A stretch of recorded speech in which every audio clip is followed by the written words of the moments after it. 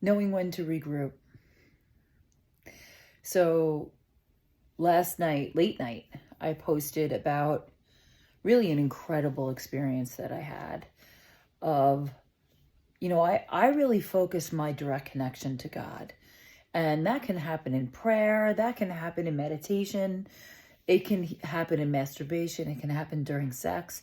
However you happen to connect to God, at whatever moment that you are connecting to your source energy, where you really feel, for me, it shoots out both the top of my head and the soles of my feet to connect with something much larger than myself, much more directed than myself.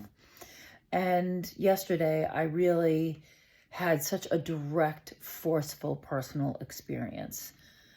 Kind of like, I've referenced before the rapture of Saint Therese.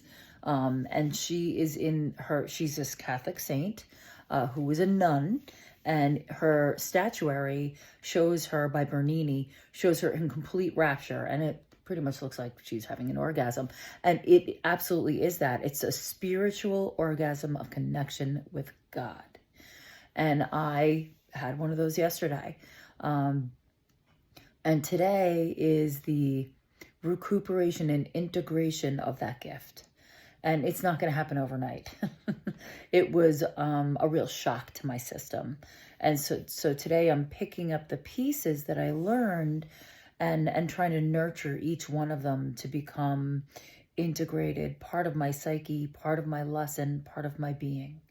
The center lightning bolt point went all the way down through me, so it's anchored in there. But I want those pieces to be able to flower out and connect to all the pieces and parts of myself, my heart, my body, my mind, my spirit. So when something dramatic happens to you, positive or negative, there's always going to be blossoms from it that are lessons, that are gifts, and they're going to attach themselves to different parts of you in different ways. And a lot of them need the time to bloom.